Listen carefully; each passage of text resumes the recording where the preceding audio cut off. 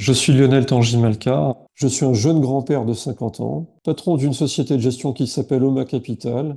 Oma qui veut dire humain en espéranto, c'est-à-dire une langue universelle, et donc qui veut dire capital humain. Je suis quelqu'un qui aime les gens, qui s'éclate au quotidien avec une bande de 16 collaborateurs. Oma Capital est une société de gestion que j'ai contribué à fonder en 2011. La vocation de la société est donc de gérer des portefeuilles. Nous sommes agréés par l'autorité des marchés financiers pour réaliser cet exercice, mais avec un prisme particulier qui vise à avoir un impact positif sur l'environnement, que ce soit l'environnement au sens environnemental du terme ou l'environnement humain. Parce que c'est très bien de penser à tout ce qui est décarbonation, mais vivre heureux, travailler, contribuer au bien-être des collaborateurs dans les entreprises est une dynamique qui nous est chère. Une société d'investissement gère des actifs. Les actifs peuvent être gérés à travers différents supports d'investissement. Il y a ce qu'on appelle la gestion sous mandat ou la gestion à travers un fonds. Donc lorsque vous parlez d'un fonds d'investissement, vous ne parlez que d'une enveloppe en vérité. Donc une société d'investissement gère finalement différentes sortes d'enveloppes. Parmi elles, il y a les fonds d'investissement. La différence entre un mandat et un fonds, c'est que le mandat est beaucoup plus profilé, d'accord? C'est vraiment quelque chose que vous gérez de manière très individuelle, alors qu'un fonds d'investissement s'adresse à une pluralité de souscripteurs, d'investisseurs. L'un relève de la gestion collective, le fonds, alors que le mandat relève de la gestion individuelle. Moi, je gère plusieurs fonds. Je gère 10 fonds d'investissement. Donc le fonds d'investissement, c'est une enveloppe, c'est un véhicule d'investissement, c'est un moyen de collecter de l'épargne. Un fonds d'investissement, c'est comme une voiture. Mais la voiture, elle roule pas toute seule. D'une manière générale, les fonds d'investissement ou les sociétés de gestion qui gèrent ces fonds d'investissement investissent dans ce qu'on appelle des valeurs mobilières. Mobilières, mobile qui bouge. Je parle vraiment du caractère le plus simple. Qu'est-ce qui bouge? Il y a les actions et les obligations. Les deux sont négociés sur un marché, la bourse. Les actions sont négociées sur le marché. Les obligations, c'est un peu différent. Ils sont négociés, mais sur un marché de gré à gré. Et c'est là que les titres s'échangent. Donc, l'objectif d'un fonds d'investissement, c'est d'acheter soit des actions, soit des obligations, soit les deux, en fonction de son orientation, et d'essayer d'obtenir une revalorisation positive de ce qu'il achète au bénéfice de ceux qui lui ont confié de l'argent. Une structure pourrait avoir des spécialistes, des experts qui font pour elle ce travail. D'avoir recours à une société d'investissement, c'est une façon d'outsourcer quelque part des expertises qu'on n'a pas. Ou sinon d'avoir des expertises mais qui n'ont pas les moyens matériels pour pouvoir réaliser l'activité de gestion. Il faut comprendre que l'activité de gestion d'actifs ou de gestion financière nécessite un volume d'informations, un volume de connexions qui sont très coûteuses, indépendamment des compétences qui aussi sont très coûteuses. Donc l'intérêt pour une société, finalement, c'est de confier à celui qui sait un peu mieux la réalisation, quelque part, ou la satisfaction de son besoin. Prenons le cas, par exemple, d'une mutuelle. Une mutuelle a des réserves. Ce sont des réserves qui sont obligatoires, puisque pour pouvoir garantir des sinistres, la simple perception des cotisations ne suffit pas. Il faut pouvoir, même s'il y a un risque extrême, être capable d'intervenir. Ces réserves, si elles dorment, ce serait du gâchis, puisque si elles dorment, elles seraient revalorisées à la baisse du fait simplement même de l'inflation. Donc, elles vont confier à un gestionnaire d'actifs qui pourrait être en interne de la mutuelle, mais qui actuellement, dans la quasi-totalité des cas, est externe à la mutuelle, c'est-à-dire une société de gestion d'actifs. Elle va lui confier une partie ou la totalité de ses réserves, de sorte à ce qu'il puisse obtenir une revalorisation de ses réserves qui dépasse au moins l'inflation, pour que ces derniers ne subissent pas l'érosion quelque part de la valeur de l'argent.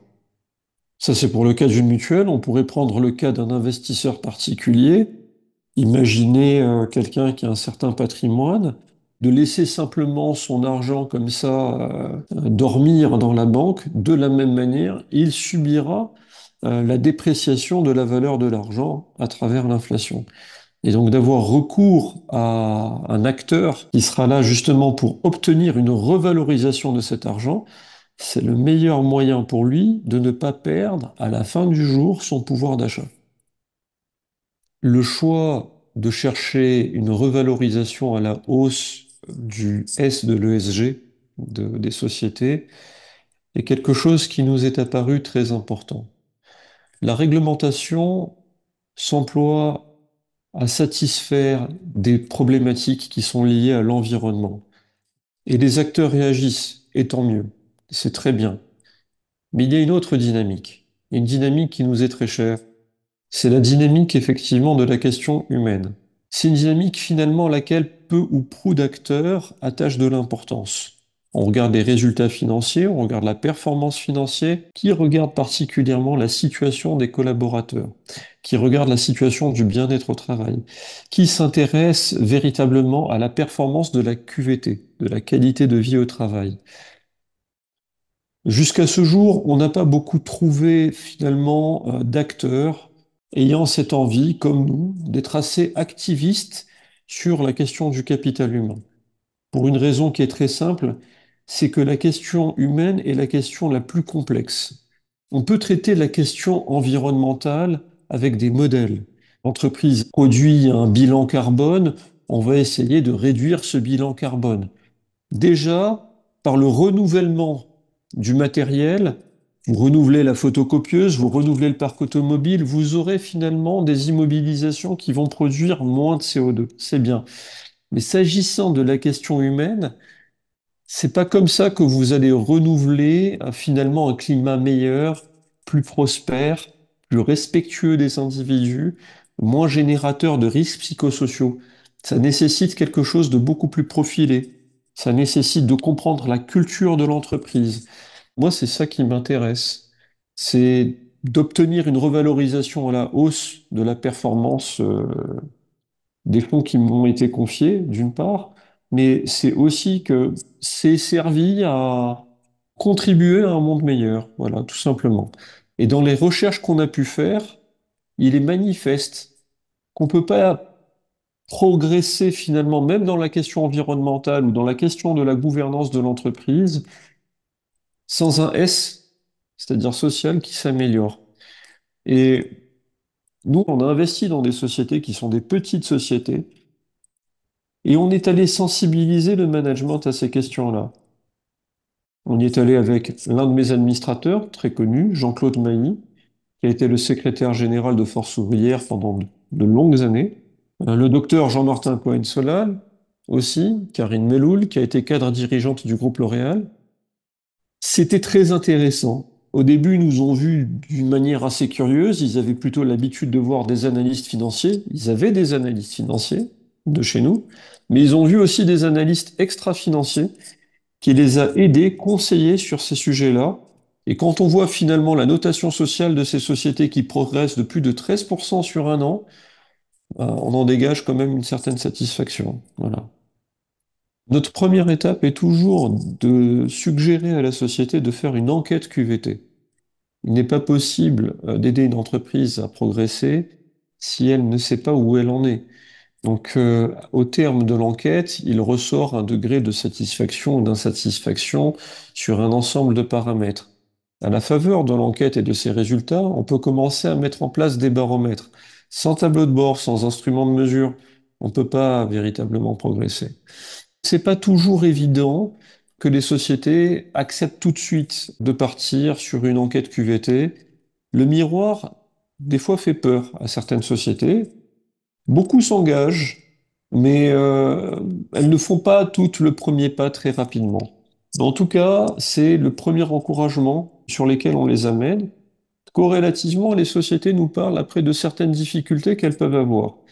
J'ai un cas d'espèce dans une société, il y a eu une grève. Bon, on a l'avantage de notre côté d'avoir une personne comme Jean-Claude Mailly. Les conseillers dans la gestion de la grève, c'est quelque chose qui peut s'avérer très productif et ça l'a été.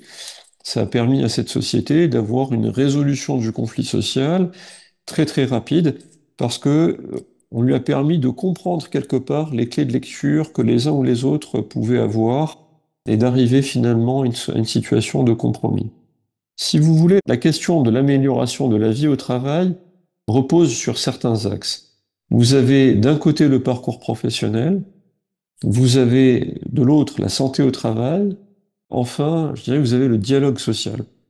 La question du dialogue est très très très très importante. Et je vais vous dire, beaucoup de gens voient dans la qualité de vie au travail la capacité peut-être d'avoir du temps ménagé, des canapés, des baby-foot, je ne sais quoi. La performance sociale est indissociable quelque part de la performance économique. Mais qu'est-ce qui fait que la performance économique va amener de la performance sociale? C'est simplement d'avoir un projet et d'être en capacité de toujours communiquer. C'est tout. C'est tout. Donc vous pouvez avoir finalement un ordinateur pour quatre, être sous-équipé. Si vous savez, entre guillemets, transférer vos perspectives à vos collaborateurs, alors là, tout est gagné. Moi, je vois beaucoup d'entreprises qui font pas mal d'efforts sur le temps de travail, etc. Mais le collaborateur, c'est quelqu'un qui a soustrait quelque part un projet personnel pour abonder dans le vôtre. Mais il faut qu'il soit saisi par le vôtre. Et pour être saisi par le vôtre, il ne faut pas qu'il se sente comme un numéro. Il faut qu'il se sente considéré, il faut partager, il faut communiquer avec lui. Ça vaut pour le chef d'entreprise comme pour l'ensemble des managers. Par exemple, on parle des risques psychosociaux. C'est un grand mot, mais en vrai qui désigne des petites choses. Le collaborateur a envie de bien faire. Mais si vous le mettez dans une situation où vous devez verser 1,5 litre dans un gobelet qui ne peut contenir qu'1 litre, c'est là que le risque psychosocial commence à arriver. Tout ce que je vous dis, avant même d'aller voir ces sociétés, est le produit d'un travail interne qu'on a fait avec des philosophes qui sont venus. On a travaillé sur chaque sujet, la question de la rémunération, la question des risques psychosociaux, la question du dialogue social, et c'est la conclusion à laquelle nous sommes parvenus. Et c'est pour ça, encore une fois, que vous avez des grandes sociétés où les gens ne sont pas motivés. Et pourtant, dans la grande société, ils ont le CE, ils ont les tickets vacances, ils ont les tickets resto, ils ont tout ce que vous voulez. Oui, mais d'arriver dans un endroit et n'être qu'un numéro, dans un endroit en plus où on passe quand même beaucoup de temps finalement. On a besoin de se sentir considéré. Finalement, le bien-être, c'est la considération de l'autre. Dans notre façon aussi de convaincre les dirigeants, on leur présente beaucoup de recherches que nous avons pu réaliser, au terme desquelles on voit qu'il n'y a pas de comparaison entre des sociétés où le personnel est engagé et des sociétés dans lesquelles finalement l'engagement fait défaut. La résilience de la société n'a rien à voir. Imaginez un excellent chef, mais qui a une mauvaise brigade. Est-ce que vous croyez véritablement que son restaurant va avoir un grand succès? Cet exemple-là paraît simple, mais il est palpable pour tout le monde. Et c'est vrai pour tellement, tellement, tellement de sociétés. D'une manière générale, effectivement, c'est la considération, c'est la communication, c'est ces moyens-là qui sont des moyens simples, qui sont des moyens humains, qui permettent de susciter l'engagement, lequel derrière permet d'avoir des personnes qui vont être plus productives dans la dynamique commerciale, plus productives dans la dynamique de l'innovation, dans la qualité des relations extérieures que peut avoir la société, que ce soit des relations extérieures en amont ou en aval. N'importe qui est capable, entre guillemets, de situer la valeur d'un commercial engagé. Ben, c'est la même chose à d'autres postes.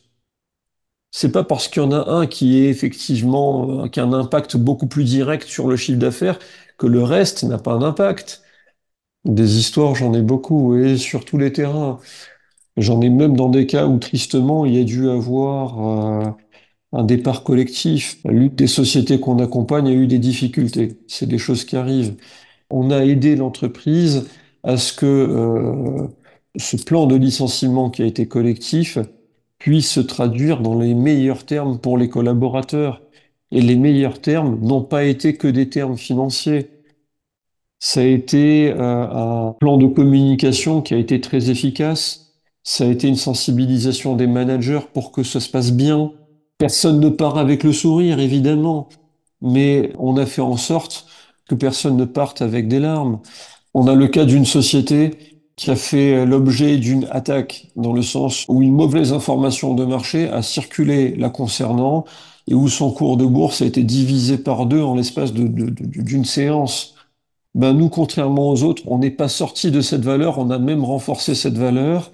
Et la raison pour laquelle on a même renforcé cette valeur, c'est que on est tellement en discussion avec l'entreprise, justement par rapport à sa dynamique sociale, qu'on voyait bien que la mauvaise rumeur qui avait été balancée sur elle dans le marché était nécessairement fausse.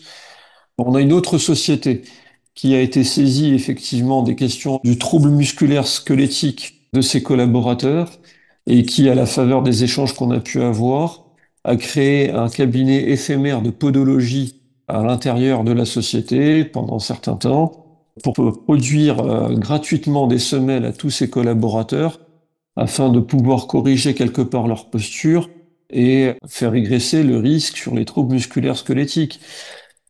Moi, je vous parle effectivement de situations précises, ponctuelles, avec des effets palpables. C'est beaucoup de facteurs. C'est l'aménagement entre temps privé et temps professionnel. C'est équilibrer la politique de formation. C'est mettre en place des grilles de salaire pour éviter les discriminations. C'est mettre en place des dispositions d'alerte quand il peut y avoir des situations de harcèlement. Après, si vous voulez, on essaye de mettre en place une somme de procédures pour éviter que des risques puissent se passer et pour que des parcours professionnels puissent harmonieusement s'exprimer.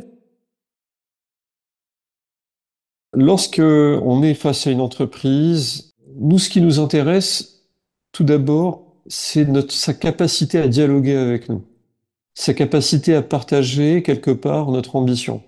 Si au bout de quelques entretiens, on s'aperçoit finalement qu'il n'y a pas de dialogue ou que le dialogue n'est pas productif, on sort de cette société, quelle que soit sa situation. C'est pas le débat. Nous, on investit dans la société parce qu'elle nous paraît avoir des fondamentaux financiers et extra-financiers intéressants. Intéressants dans le sens où, au terme de ces fondamentaux, on pense qu'on va pouvoir progresser avec elle.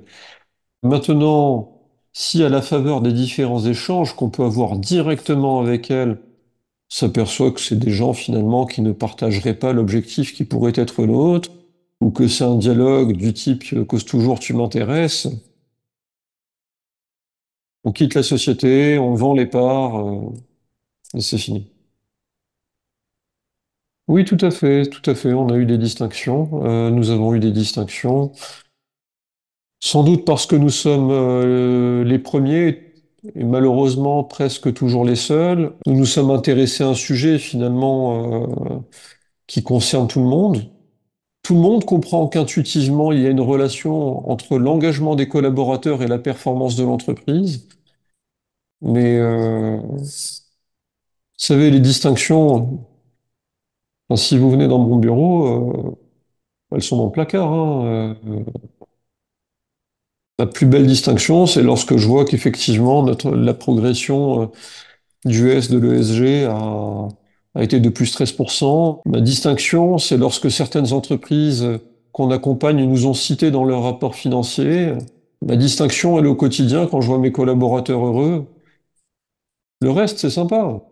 Je dis pas que j'apprécie pas. Mais bon, je me lève pas le matin pour ça. Pour nous assurer que les salariés seront durablement heureux, bah, la première étape, c'est de veiller au moment du recrutement qu'il n'y ait pas de différence entre notre façon de voir les choses, notre façon de percevoir l'investissement, notre philosophie d'investissement, qu'il n'y ait pas d'incohérence entre nos affinités quelque part et les affinités de la personne qui va entrer dans le groupe. Il ne faut pas que ce soit une pièce rapportée, il faut qu'il devienne un membre à part entière. Ensuite, il y a beaucoup d'échanges chez nous. Tout le monde a le droit de s'exprimer, même le stagiaire.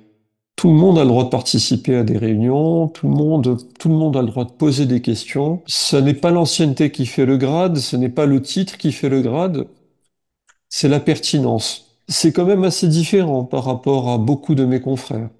Il y a indépendamment de ce facteur un très très grand respect dans la gestion du temps entre la vie professionnelle et la vie privée. Chez Oma Capital, à partir de 19h30, il n'y a plus de mail qui doit circuler, par exemple. Ce qui oblige les gens à faire le travail, à devoir satisfaire à leur travail, à des heures tout à fait convenables qui sont entre 9h et 19h30. Je pense aussi que ce qui contribue à faire que les gens sont plutôt heureux chez Oma, ce qui explique pourquoi on a un très faible turnover, c'est parce qu'il y a un grand souci de cohérence. On est comme ça entre nous, mais on est aussi comme ça avec nos parties prenantes. Nous avons déjà sollicité, par exemple, pour l'employeur du personnel qui fait le ménage, etc., à ce qu'il puisse le faire pendant nos heures de bureau, pour que de la même manière, il puisse avoir une vie personnelle normale. Je pense que la question de la cohérence est quelque chose qui est très importante si on veut que chez soi, les gens se sentent bien durablement. Voilà. Et puis, indépendamment de ça, tous les collaborateurs peuvent voir au quotidien qu'ils bénéficient d'une équité, d'une compréhension quand ils peuvent avoir des enjeux personnels. Nous, on n'a pas attendu le Covid pour mettre en place du télétravail. Et puis, ce que je vous ai dit en préambule, c'est quelque chose qui est palpable chez nous. Tous nos engagements sont partagés, toutes nos évolutions sont partagées, toutes nos ambitions sont partagées. Et justement, s'il y a quelqu'un qui a des questions ou qui n'est pas d'accord, il a la liberté de pouvoir le dire et l'exprimer sans risquer quelque chose sur son parcours professionnel.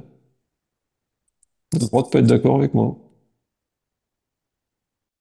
Je crois que l'important dans ce monde, c'est de vivre heureux. Et on est dans un monde qui nous impose beaucoup de stéréotypes. Si on n'a pas fait ce parcours, si on n'a pas fait ci, si on n'a pas fait ça. Je crois que la question du bonheur appartient à chacun. Le temps passe très vite. C'est un voyage. Et c'est important de faire ce voyage dans les meilleures conditions. Donc j'invite chacun à saisir ce que lui dit cette petite voix à l'intérieur, de prendre le courage d'avoir le droit d'être lui-même et de traverser jusqu'au bout la route du bonheur. Voilà. Et que vos vies soient une fête.